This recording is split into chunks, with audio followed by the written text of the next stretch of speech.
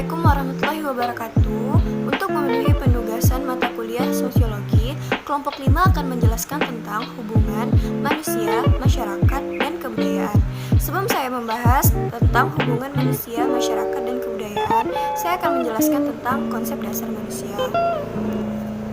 Seperti yang kita ketahui, manusia itu berasal dari bahasa Sanskerta yang berarti akal dan budi, atau manusia adalah makhluk yang berbudi dan memiliki akal.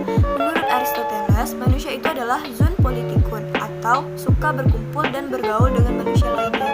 Nah, ketika manusia satu bertemu dengan manusia lainnya, maka mereka akan membentuk sebuah kelompok. Nah, inilah yang dinamakan dengan masyarakat. Atau masyarakat adalah pertemuan dua manusia atau lebih di suatu wilayah tertentu dan membuat sistem yang sesuai dengan kelompok mereka. Selanjutnya, kebudayaan. Konsep dasar kebudayaan. Kebudayaan sendiri berasal dari kata budaya, yaitu jamak dari kata budi yang berarti berakal dan berbudi. Sebenarnya kebudayaan sendiri berbeda dengan kebudayaan. Budaya adalah daya dari budi sendiri, yaitu cipta, rasa, dan karsa. Sedangkan kebudayaan adalah hasil dari cipta dan karsa tersebut. Nah, sekarang kita kembali ke topik utama, yaitu hubungan manusia, masyarakat, dan kebudayaan. Sebelumnya kita perlu ketahui apa sih itu hubungan. Nah, hubungan itu sendiri adalah proses interaksi antara individu satu dengan individu lainnya, atau lebih untuk memudahkan proses pengenalan.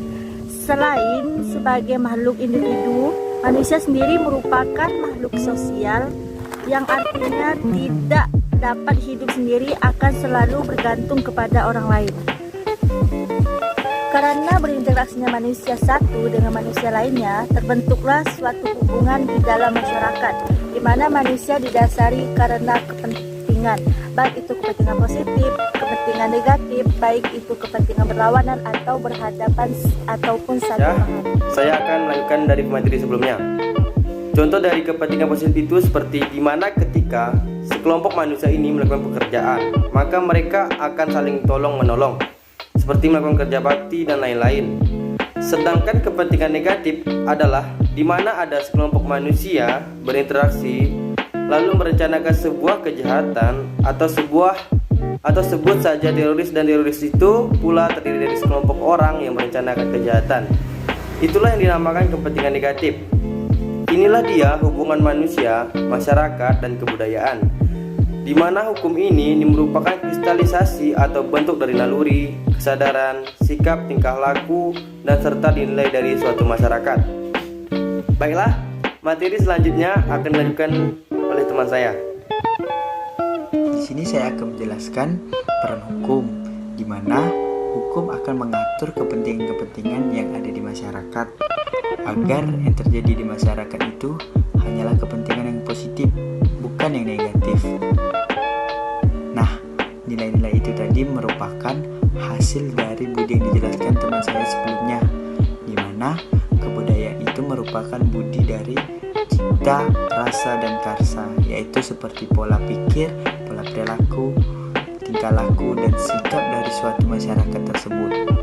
Hukum ini akan diciptakan sesuai dengan keadaan dari masyarakat yang bersangkutan, sesuai dengan seluk-beluk dari tingkah laku masyarakat yang ingin membuat peraturan tersebut, agar hukum ini berkesinambungan dengan masyarakat. Jadi sesuai untuk mengatasi masalah yang kemungkinan besar akan terjadi pada masyarakat tersebut. Saya akan menyimpulkan dari penjelasan pemateri-pemateri sebelumnya. Jadi hubungan manusia, masyarakat, dan budaya di sini ialah manusia sebagai makhluk sosial yang tidak bisa hidup sendiri akan bertemu dengan manusia-manusia lainnya, sehingga terbentuklah suatu kelompok yang disebut masyarakat. Nah, masyarakat di sini terjadi karena didasari beberapa kepentingan, yaitu kepentingan positif dan kepentingan negatif.